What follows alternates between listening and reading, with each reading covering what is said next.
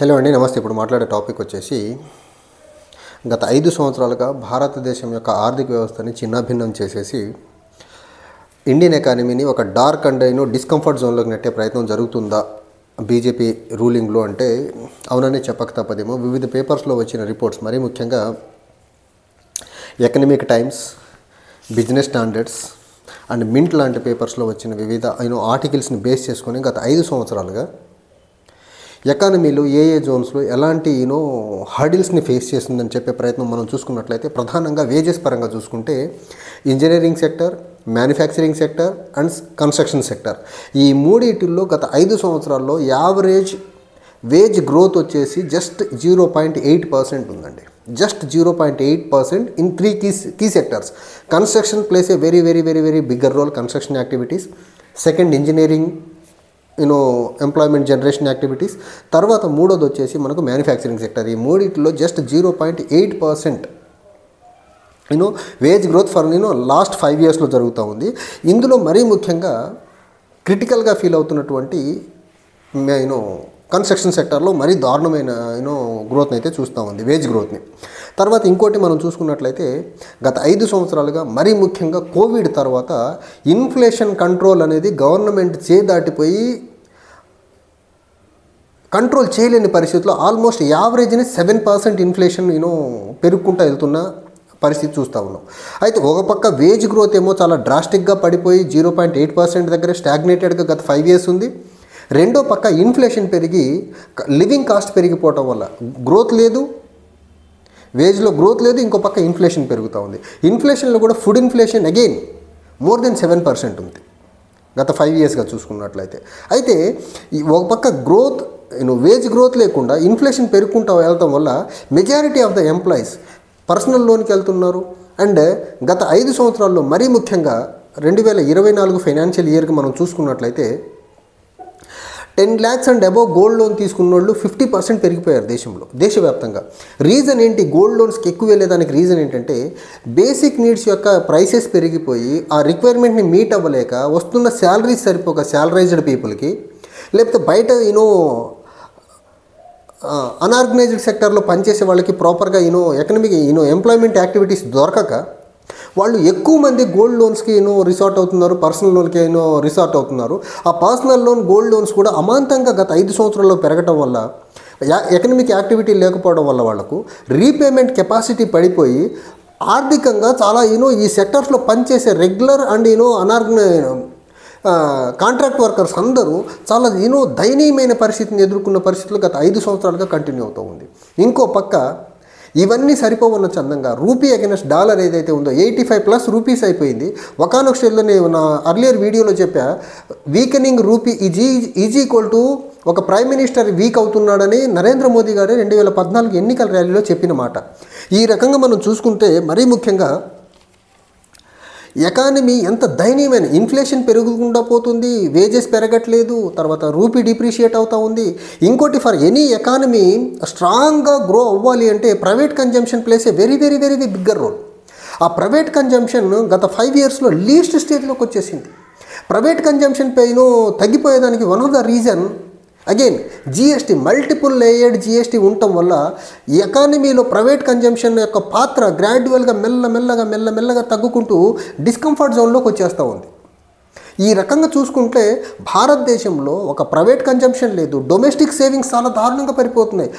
జనరల్గా మన ఇన్వెస్ట్మెంట్స్లో చాలా ప్రధాన పాత్ర పోషించేది డొమెస్టిక్ సేవింగ్స్, తర్వాత మనకు ఫారిన్ ఇన్వెస్ట్మెంట్స్ వస్తుంది సెకండ్ కేటగిరీలో. కానీ గత 5 సంవత్సరాలుగా మనం చూసుకున్నట్లయితే దేశంలో ఎకనమిక్ యాక్టివిటీ మందగించడం వల్ల, సన్నగిల్లటం వల్ల, ఎకనమిక్ రిఫార్మ్స్ ప్రాపర్గా టైమ్లీ రిఫార్మ్స్ తీసుకోకపోవడం వల్ల, ఇంప్రాపర్ మేనర్లో జిఎస్టీ తీసుకురావడం వల్ల, కోవిడ్ తర్వాత వచ్చిన హార్డ్షిప్స్ని ప్రాపర్గా హ్యాండిల్ చేయలేకపోవడం వల్ల ఈ బీజేపీ కేవలం రాజకీయాల చుట్టే తిప్పుకుంటూ ఎకానమీని సైడ్ ట్రాక్ చేసేయడం వల్ల వచ్చిన అనర్థాలు ఏంటంటే డొమెస్టిక్ సేవింగ్స్ పడిపోతున్నాయి, ప్రైవేట్ కన్జంప్షన్ తగ్గిపోతూ ఉంది.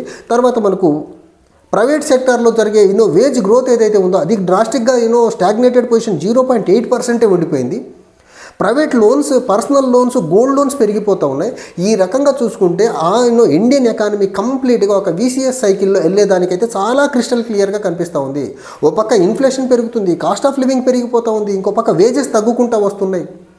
పర్సనల్ ప్రైవేట్ లోన్స్ పెరుగుకుంటూ వెళ్తున్నాయంటే ఎకానమీ ఖచ్చితంగా ఒక డిస్కంఫర్ట్ జోన్లోకి అయితే మెల్లమెల్లగా వెళ్తున్న విధానం అయితే చాలా క్లియర్గా కనిపిస్తుంది.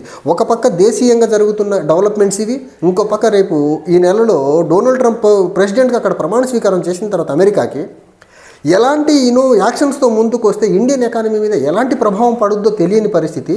ఈ రకంగా కానీ ఎకానమీని ఇంత నెగ్లెక్టెడ్ మేనర్లో పాలిటిక్స్ మీద ఫోకస్ పెట్టినంతగా వీళ్ళు ఎకనామిక్ రిఫార్మ్స్ మీద ఫోకస్ పెట్టకుండా కానీ ముందుకు వెళ్ళగలిగితే ఖచ్చితంగా రాబోయే రోజుల్లో ఇన్ఫ్లేషన్ అనేది ఏదైతే ఉందో అది ఖచ్చితంగా ఒక కంట్రోల్ చేయలేని మేనర్లో వెళ్తే భారతదేశంలో ఖచ్చితంగా middle class and poor people చాలా ఘోరంగా ఎఫెక్ట్ అయ్యేదానికైతే ఆస్కారం ఉంది. అండ్ ఇంకోటి మనం చూసుకున్నట్లయితే ఎకనామిక్ టైమ్స్లో వచ్చిన దాన్ని మనం చూసుకున్నట్లయితే ఎకనామిక్ టైమ్స్లో వచ్చిన ఆర్టికల్ కార్ సేల్స్ గత 4 ఇయర్స్లో డ్రాస్టిక్గా పడిపోయింది. ఇందాక నేను చెప్పినట్టు manufacturing sector, services, manufacturing, engineering, తర్వాత కన్స్ట్రక్షన్. మ్యానుఫ్యాక్చరింగ్లో కార్స్ చాలా ప్రధానంగా గత 4 ఇయర్స్ నుంచి స్టాగ్నేటెడ్ అండ్ లో కార్ సేల్స్ ఉంటున్నాయి ఇండియాలో. దీనికి ప్రధానమైన కారణం ఏంటి అంటే again GST. Second thing, private employees ఎవరైతే ఉన్నారో వాళ్ళకి శాలరీస్లో ప్రాపర్గా గ్రోత్ లేకుండా ఉండటం వల్ల, స్టాగ్నేటెడ్ గ్రోత్ ఉండటం వల్ల వాళ్ళు ప్రైవేట్ ఎంప్లాయీస్ ఎవరన్నా 4-వీలర్ కొనేదానికి ముందుకు వచ్చే పరిస్థితి గత 4 ఇయర్స్ నుంచి తగ్గుకుంటా వచ్చి ఇప్పుడైతే 4 ఇయర్స్లో లోయెస్ట్ లెవెల్లో ఉంది. తర్వాత ఇంకోటి, ప్రైవేట్ కన్జంప్షన్ పాయింట్ ఆఫ్ వ్యూలో మనం చూసుకున్నట్లయితే ప్రైవేట్ కన్జంప్షన్ అనేది చాలా బిగ్గర్ రోల్ ప్లే చేస్తున్నాయి. ఏ దేశానికన్నా, ఏ దేశ ఎకానమీ కన్నా చాలా పెద్ద రోల్ ప్లే చేస్తుంది ప్రైవేట్ కన్జంప్షన్, డొమెస్టిక్ సేవింగ్స్. ఈ రెండింటిని చక్కదిద్దేదానికి బీజేపీ ఏ రకమైన దిద్దుబాటు చర్యలు చేయట్లా. దానికి రీసెంట్ ఎగ్జాంపుల్ ఏంటంటే మనకు ప్రైవేట్ కన్జంప్షన్ పడిపోవడం వల్ల జరిగిన అనర్థం ఏంటంటే జీఎస్టీ యొక్క కలెక్షన్స్ ఏవైతే ఉన్నాయో లాస్ట్ మంత్లో తగ్గిపోయింది. సో ఈ రకంగా Narendra Modi particularly and finance minister of India ఆవిడ ఎంత ఇర్రెస్పాన్సిబుల్గా, ఎంత రెక్లెస్గా సమాధానాలు ఇస్తారంటే ఎకానమీ పాయింట్ ఆఫ్ వ్యూలో ఎకనమీకి పెర్ఫార్మెన్స్ గురించి అడిగినప్పుడు అసలు ఆవిడ ఎకానమిస్ట్ కాకపోవడం ఇంకో పెద్ద దరిద్రం దేశానికి. ఫైనాన్స్ మినిస్టర్ ఎకానమిస్ట్ అయితే బాగుంటుంది, కానీ ఈవిడ హిస్టరీ బ్యాక్గ్రౌండ్ నుంచి వచ్చిన ఆవిడ్ని ఫైనాన్స్ మినిస్టర్ని చేసేయడం ఇంకో మైనస్ దేశానికి. ఈ రకంగా చూసుకుంటే ఒక పక్క ఏమో రాజకీయాలు, మతపరమైన రాజకీయాల మీద ఎక్కువ ఓవర్ ఫోకస్ చేసేసి, ఓవర్ ఎంఫసైజ్ చేసేసేసి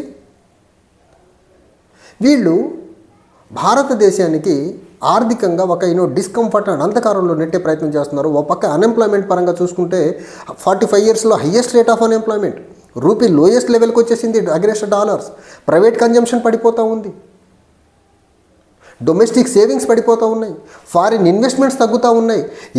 ఈ టైంలో కూడా వీళ్ళు రాజకీయాలకి ఎక్కువ ప్రయారిటీ ఇచ్చి ఎకనమిక్ రిఫార్మ్స్ సైడ్ వెళ్లకుండా ఎకానమీని స్ట్రీమ్ లైన్ చేసి గ్లోబల్ ఎకనమిక్ హెడ్విండ్స్ని తట్టుకొని ఎకానమీని నిలబడేలా చేసే దాంట్లో government of India particularly BJP party మిజరబుల్గా ఫెయిల్ అవుతుంది. దీని పర్యవసానం ఎవరి మీద పడుతుందంటే భారతదేశంలో నిరుద్యోగ యువత మీద, పేద ప్రజల మీద, తర్వాత మిడిల్ క్లాస్ మీద ఎక్కువ పడుతుంది. సో ఈ సెక్టార్స్ అన్నిటినీ డీవియేట్ చేసేదానికి బీజేపీ వాడే ఒకే ఒక్క మంత్రం మత రాజకీయాలు. మత రాజకీయం అనే ఒక దుర్మార్గమైన వెపన్ అడ్డం పెట్టుకొని దేశం యొక్క ఆర్థిక వ్యవస్థ ఎంత చిన్నాభిన్నం అవుతున్నా కనీసం దానివైపు దృష్టి మరలించకుండా వీళ్ళు సక్సెస్ఫుల్గా ముందుకెళ్తున్నారు. ఇంకోటి మనకు ఇండియాలో ఉన్న పెద్ద డ్రాబ్యాక్ ఏంటంటే న్యూస్ పేపర్స్ చదివే మనుషులు జనాభా తక్కువ అవడం, ఎకానమీ మీద ప్రాపర్గా అవగాహన ఉన్నోళ్ళు తక్కువ ఉండటం వల్ల బీజేపీ భారతదేశం యొక్క ఆర్థిక వ్యవస్థని చిన్నభిన్నం చేస్తున్నా దాని మీద ఫోకస్ వెళ్ళకుండా అయిపోతుంది. వెర్నాకులర్ పేపర్స్ అండ్ టీవీల్లో వీటి మీద పెద్దగా చర్చ జరగట్ల. ఇది బీజేపీకి చాలా పెద్ద యాడెడ్ అడ్వాంటేజ్గా మారిపోయింది. చూడాలి బీజేపీ రాబోయే రోజుల్లో భారతదేశం యొక్క ఆర్థిక వ్యవస్థని ఎంత లోయెస్ట్ లెవెల్కి తీసుకెళ్తుందో చూడాలి మనం. Thank you.